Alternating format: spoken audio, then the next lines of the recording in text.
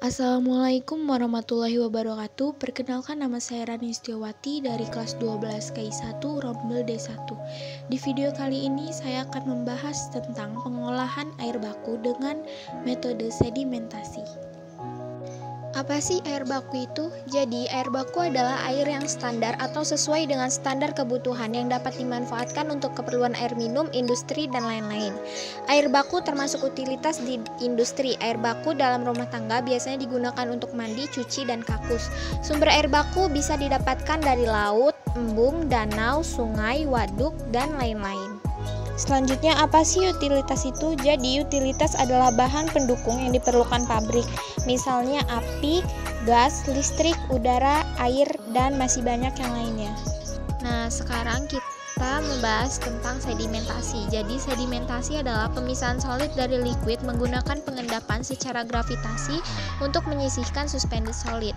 Dan unit sedimentasi ini juga merupakan unit operasi yang berfungsi untuk memisahkan solid dan liquid dari suspensi untuk menghasilkan air yang lebih jernih dan konsentrasi lumpur yang lebih kental melalui pengendapan secara gravitasi. Sedimentasi juga memiliki beberapa jenis, diantaranya sedimentasi fluvial, yaitu pengendapan hasil erosi yang terjadi di sungai yang membentuk sedimen fluvial. Hasil pengendapan di sungai biasanya berupa batu giling, pasir, kerikil, dan lumpur yang menutupi air sungai. Kemudian yang kedua ada sedimen limnis, yaitu salah satu jenis sedimen yang pengendapan hasil erosi terjadi di danau dan membentuk sedimen limnis. Kemudian ada sedimen marin, yaitu suatu pengendapan hasil erosi terbanyak terjadi di laut. Jadi salah satu bentuk sedimen marin itu adalah gumuk pasir. Gumuk pasir ini berasal dari pasir yang tersangkut ke udara saat ombak terpecah di pantai landai. Kemudian pasir terbawa angin ke arah darat dan terendapkan membentuk timbunan pasir. Adapun fungsi sedimentasi, ditinjau dari keseluruhannya, sedimentasi berfungsi untuk mengurangi beban kerja unit filtrasi dan memperpanjang umur pemakaian unit penyaring selanjutnya, mengurangi biaya operasi instalasi pengolahan, dan juga memisahkan partikel utuh seperti pasir, dan juga untuk memisahkan padatan melayang atau suspensi yang sudah mengumpal.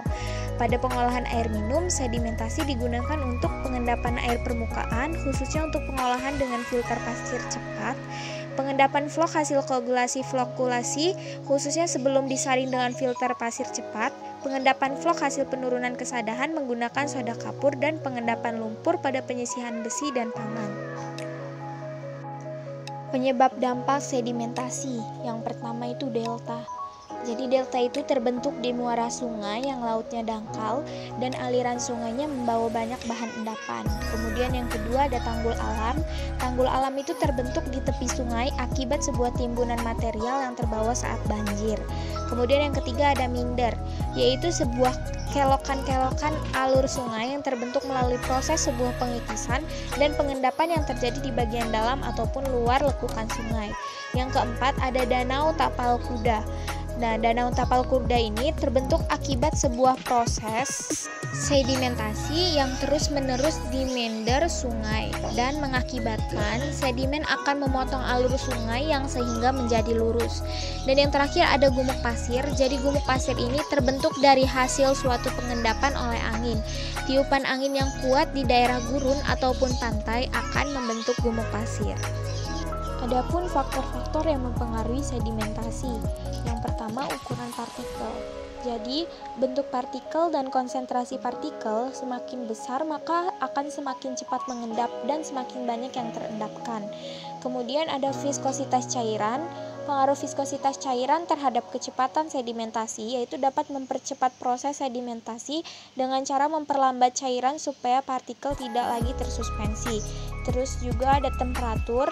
Jadi bila temperaturnya itu turun, laju pengendapannya pun berkurang. Akibatnya waktu tinggal di dalam kolam sedimentasi menjadi bertambah. Dan yang terakhir ada berat jenis partikel. Sekian pembahasan tentang sedimentasi yang dapat saya sampaikan. Lebih dan kurangnya saya mohon maaf. Saya akhiri, wabillahi taufiq wal hidayah. Wassalamualaikum warahmatullahi wabarakatuh.